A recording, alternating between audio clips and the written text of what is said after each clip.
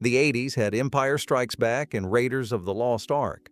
They also had movies where people got so angry they started throwing shit at the screen. I'm talking about the ones that destroyed careers, bankrupted studios, and made even director admit he made the worst film on earth.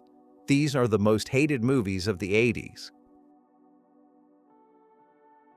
So in 1980, Menahem Golan decides he's going to make a statement about the hippie movement. Problem is, Golan, an Israeli filmmaker, doesn't understand the hippie movement, doesn't understand disco, doesn't understand musicals, doesn't understand science fiction. But he's going to make a science fiction disco musical about all of it anyway, and he's going to set it in the distant future of 1994. The critics absolutely tore this thing apart. The music was bad, the script made no sense, the special effects looked cheap, but none of that mattered because of what happened at the premiere. They screened it at the Montreal World Film Festival, and people got so upset that they started throwing vinyl records of the movie's soundtrack at the screen. Like, imagine being so angry at a movie that you're hurling records like frisbees. That actually happened. Now here's what I love about this story. There was this guy named Mike Lancaster who actually founded an award show specifically for terrible movies, the Stinkers Bad Movie Awards. This man watched thousands of genuinely awful films on purpose, and years later someone asked him what was the worst movie he'd ever seen. He said The Apple, without hesitation. The Saturday Evening Post called it the worst movie musical ever. Critics ran out of ways to describe how bad it was. One said it cannot be described and can barely be experienced. Another called it potentially the worst movie ever made, period. A third, and this is my favorite, described it as the most cringe-inducing, the most mortifying, the absolutely most embarrassing feature they'd ever watched. 1981. The leader of the Unification Church, the guy whose mass weddings were all over the news, decides he wants to make a movie. Not just any movie. A $46 million war epic about General Douglas MacArthur and the Battle of Inchon. Why? Because he believed MacArthur was spiritually connected to God and the Japanese people, and he wanted the world to know it. So they hire respected director Terrence Young. They get Laurence Olivier, one of the greatest actors who ever lived, to play MacArthur. On paper, this should work. Then everything that could go wrong goes wrong. The original director quits before filming starts. The U.S. military finds out the Unification Church is involved and pulls all support. Weather disasters, natural disasters, equipment stuck in customs. The new director makes expensive mistakes left and right. The budget ends up at $46 million, and it makes just $5 million at the box office. Laurence Olivier is so bad in it that he wins the Razzie for Worst Actor. The movie sweeps the Razzies that year. Worst Picture, Worst Screenplay, Worst Director. The New York Times calls it the most expensive B-movie ever. The Washington Post says it's one of the biggest commercial disasters in film history. Inchon has never been released on home video in the United States. It aired once on the church's own TV network and then basically disappeared. The church basically buried it after all the hate. Bo Derek's husband makes a Tarzan movie. The idea is simple. He's directing, she's starring as Jane. This should be fine. People like Tarzan, and people definitely like Bo Derek in 1981. This version of Tarzan is told from Jane's point of view, and despite making money, critics absolutely savaged it. Like, for example, Leonard Maltin reviewed movies for a living. He had this rating system. At the bottom of that system, there's something called BOMB, reserved for the absolute worst. He watched Tarzan the Ape Man and wrote that it almost forced him to create a new rating below BOMB. He had to consider expanding his scale of terrible because this movie broke it. Another critic said that even the animals gave poor performances. The actual chimpanzees and elephants couldn't make this watchable.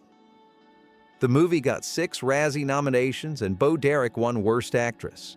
So John Derek made a movie to showcase his wife, and the result was her winning an award for being the worst actress of the year. It's got a 10% on Rotten Tomatoes now. And then there was Mommie Dearest. Christina Crawford wrote a memoir about growing up with Joan Crawford as her mother. It wasn't pretty. Years of abuse, psychological torture, the whole thing. Frank Perry turned it into a movie and cast Faye Dunaway as Joan Crawford. What Dunaway did in that movie is hard to describe. She didn't just act, she went completely over the top in every single scene. Mommie Dearest was the first movie to sweep the Golden Raspberry Awards. It won 5 Razzies, including Worst Picture and Worst Actress. Then later, the Razzies named it Worst Picture of the Decade for the entire 1980s. Roger Ebert wrote, "I can't imagine who would want to subject themselves to this movie." But here's the twist. It made $39 million at the box office. People went to see it. And then over the years, something strange happened. The movie became this cult thing. People started watching it ironically, quoting it, showing it at midnight screenings. It went from being universally hated to being, I don't know, beloved in this weird way. Rotten Tomatoes has it at 50% now and calls it a guilty pleasure. Back in the 80s, this Turkish director decided to make a science fiction movie. Budget was clearly tight, so he came up with a solution. Just use footage from Star Wars and Raiders of the Lost Ark and steal the music from Moonraker. Don't ask permission, don't pay for it, just grab it and stick it in your movie. The film was called The Man Who Saves the World. Everyone just calls it Turkish Star Wars now for obvious reasons. The plot made no sense. The dialogue was terrible. The special effects were, calling them crude is being generous, but it was also this weird martial arts film influenced by 1970s Hong Kong action movies. So it's Star Wars footage combined with kung fu, combined with a nonsensical story, combined with stolen music. It's a Frankenstein's monster of a movie. One writer called it the worst movie ever and said even Plan 9 from Outer Space looked pretty good compared to this thing. A Turkish newspapers called it the world's worst film. But here's what's amazing. It developed this massive international cult following. People loved how insane it was. So in 2006, they actually made a sequel, The Son of the Man Who Saved the World. They got the original cast and crew back. 24 years later, they made a sequel to one of the worst movies ever made because people genuinely wanted more of it. Time Out put it on their list of 40 best bad movies ever made. It's become this legendary piece of trash cinema that people seek out specifically because it's so terrible. Now let's jump to 1986. George Lucas, the guy who made Star Wars and Indiana Jones, all of it, decides to produce a movie based on a Marvel Comics character. Howard the Duck. Willard Huyck directs, Lucas produces. They've got a real budget, everything should work. They decided to do it in live action, which was the first mistake. Howard was a guy in a duck suit, and the suit didn't work right. His mouth barely functioned, his face couldn't show expressions. He just looked like a dead-eyed duck costume the entire time. Critics tore it apart. The acting was bad, the humor didn't land, the movie was boring. But what really bothered people were the sex jokes. Chicago Tribune said the crude, often embarrassing sex jokes felt completely out of place with the rest of the film. There's a duck making sex jokes. It's uncomfortable. The Boston Globe ran a review with the headline, "They don't get much worse than Howard." TV Guide called it one of the worst big-budget movies ever made. It ended up on Empire's list of 50 worst films ever. It's got a 13% on Rotten Tomatoes, which makes it the lowest-rated Lucasfilm production on the entire site, lower than anything else Lucas has been involved with. The Razzies gave it 7 nominations. It won 4, including Worst Picture. And the damage was real. The cast couldn't get work after this. The movie killed their careers. 1987 was a weird year for Hollywood because several massive disasters came out within months of each other. The first one was Ishtar, one of the biggest box office bombs of the 80s. Ishtar was Elaine May's idea. She wanted to make an homage to those old road movies with Bing Crosby and Bob Hope. So she got Warren Beatty and Dustin Hoffman, both Oscar winners, to play 2 terrible lounge singers who end up in Morocco looking for gigs. Budget was supposed to be $25 million. Then they started filming in the desert and everything went sideways. Reshoots, problems with the location, delays, the budget ballooned to $55 million. The movie made $14 million at the box office. Some people argue the studio sabotaged the film before it even came out, that the PR disaster happened before anyone saw it, and the movie never had a chance. It got nominated for Worst Picture and Worst Screenplay at the Razzies, won Worst Director for May. Time Out said it was so bad it could have been deliberate and called it one of the worst films ever made. One critic called it the Citizen Kane of big-budget, A-list vehicular homicides, which is actually a pretty good line. Rotten Tomatoes put it on their list of movies so bad they're unmissable. In 1999, Time magazine put Ishtar on a list of the 100 worst ideas of the 20th century. Not just worst movies, worst ideas, period. Up next is Leonard Part 6. Bill Cosby wrote it, produced it, and starred in it. It was supposed to be a spy movie parody. Cosby plays Leonard Parker, this retired CIA agent who gets brought back to save the world from an evil vegetarian who's brainwashing animals to kill people. The Washington Post review said, "The only good thing about Bill Cosby's Leonard Part 6 is that we didn't have to see parts 1 through 5. Another critic called it truly one of the worst movies you'll ever see and said movies this bad should be handled with Teflon gloves and a pair of tongs. Here's the really remarkable part. Bill Cosby himself disowned it. Before the movie even came out, he went public and told people not to see it. He actively campaigned against his own film. It won 3 Razzies: Worst Actor, Worst Picture, Worst Screenplay. And Cosby became the first person to actually show up and accept a Golden Raspberry Award in person. He stood there and said, "It was the worst movie I ever made, the worst movie anyone ever made." 5 years after E.T. came out, these 2 South African directors looked at Spielberg's movie and thought we should make our own version of that. The movie was called Nukie. Same basic plot. Alien crashes on Earth, needs help from kids, his brother gets captured by the government. Except it was a cheap knockoff with bad effects, terrible acting, the whole thing. Just a blatant ripoff with none of the magic. Of course, people hated it immediately. Years later, one of the co-directors, Michael Paklepa, gave an interview about it, and he said that Nukie was the most wrong-gone thing I've ever done in my life. He was afraid the final product was the worst film on Earth. The guy who made it thought it was the worst film on Earth, and critics backed him up on that. Total Film called it the most painful movie ever made. They also put it on their worst kids' movies list and their worst science fiction films list. Red Letter Media called it possibly one of the worst films ever made. Film critic Brad Jones, who watches terrible movies professionally, said Nukie was the single worst film he'd ever seen. Not just bad, the worst. Same year, 1987, someone decided to make a live-action movie based on Garbage Pail Kids trading cards. Now, if you don't know what Garbage Pail Kids were, they were these gross-out parody cards of Cabbage Patch Kids dolls. One of the creators was actually Art Spiegelman, the guy who won a Pulitzer for Mouse, but the movie had nothing to do with him. They made these costumes for the Garbage Pail Kids using dwarf actors in low-budget suits. The mouths barely worked, the faces had no expression, they looked genuinely disturbing. And then they wrote this nonsensical plot filled with gross-out humor that made no sense. The movie was marketed to kids, but it was completely inappropriate for them. The Garbage Pail Kids bite people's toes off, threaten people with switchblades, urinate on themselves, run over cars. There's violence, drinking, sexual imagery, all aimed at children. Parents freaked out. They launched a nationwide protest and actually got the movie pulled from theaters early. It only made about $1.5 million before it disappeared. The movie has a 0% on Rotten Tomatoes. On Metacritic, it has a score of 1 out of 100, which ties it for the lowest-rated film on the entire site. The New York Times said it was too repulsive for children or adults of any age and made you want to believe in strict boarding schools. Just send your kids away so they can't watch this.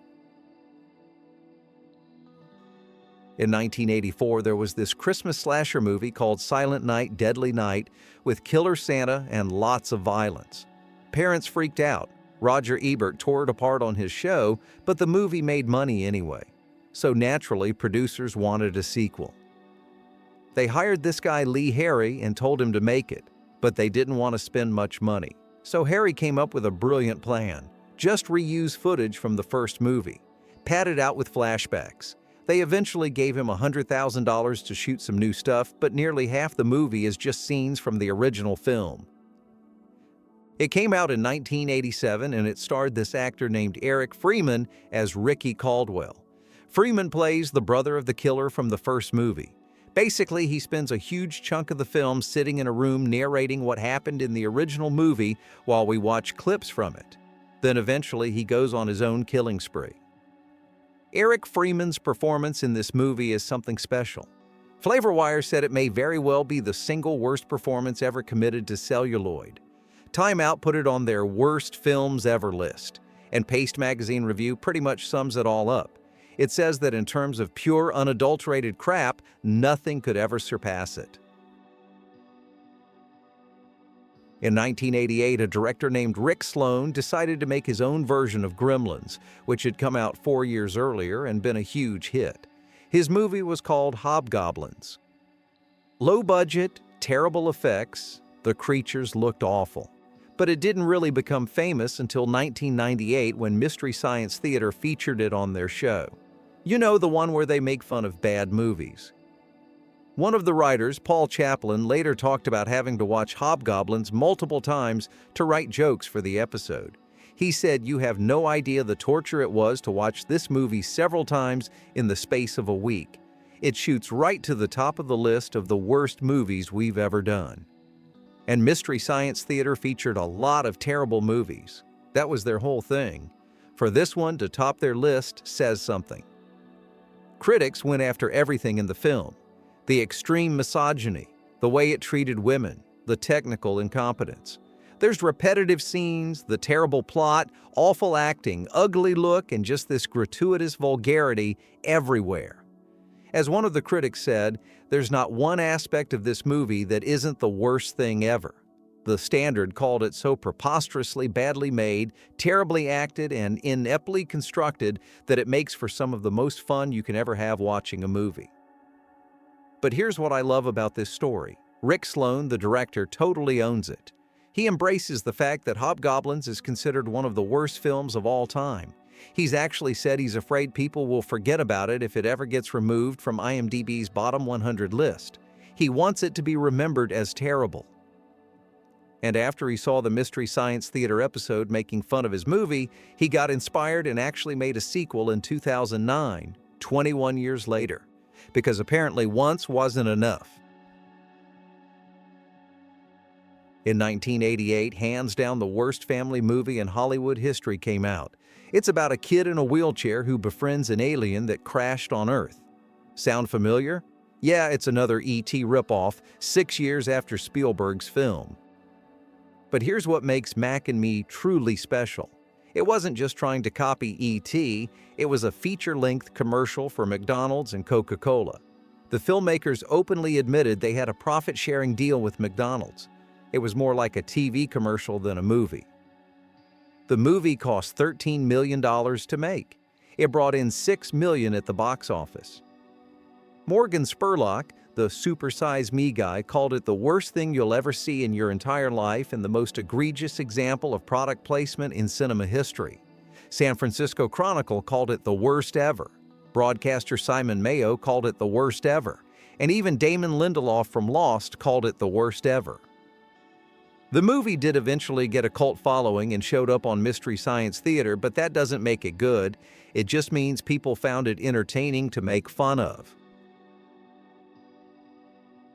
In 1989 in Canada, two guys named Andrew Jordan and Barry Gillis decided to make a horror movie. They shoot it on video with about $35,000 and get an adult video star named Amber Lynn for her mainstream film debut. They're trying to pay homage to George Romero and Night of the Living Dead. The movie was called Things. Now, I want you to understand something. We've been talking about professionally made disasters, big budgets, real studios, experienced directors. Things is different. This is what happens when people with no idea what they're doing get a camera. Critics who've seen it describe it as something beyond normal bad movies. One writer said that while The Room and Birdemic are usually considered the champions of so bad it's good movies, Things is the true unheralded champion. Jeff Kirshner called it the worst movie ever made. Another critic said, "It's so terrible I can't think of another movie that even comes close." In 2022, the guys from Mystery Science Theater, who make a living mocking bad movies, said it was the worst movie they'd ever spoofed, and they've spoofed hundreds. Things exist in this category below regular bad movies. It's almost impressive how wrong everything about it is. Michael Cimino had just won Best Director for The Deer Hunter. 5 Oscars total for that film. He was the hottest director in Hollywood, so United Artists gave him whatever he wanted for his next movie, a Western called Heaven's Gate about a war in the 1890s in Wyoming. What Cimino wanted was perfection. He demanded 50 takes of at least one scene. The production became legendary for how out of control it was. The budget exploded to over $44 million. The original cut ran nearly 4 hours. When it finally came out, it made $3.5 million at the box office. United Artists pulled it from theaters after 1 week because pretty much everyone hated it. Vincent Canby called it an unqualified disaster. Roger Ebert said it was the most scandalous cinematic waste I've ever seen. Cimino won the Razzie for Worst Director. But here's the real damage. Heaven's Gate didn't just kill Cimino's career, it killed United Artists as an independent studio. The parent company had to sell it to MGM. And the whole disaster is credited with ending the auteur period of the 70s, when directors had total control. After Heaven's Gate, studios took that power back. In 1999, Time put it on their list of the 100 worst ideas of the 20th century.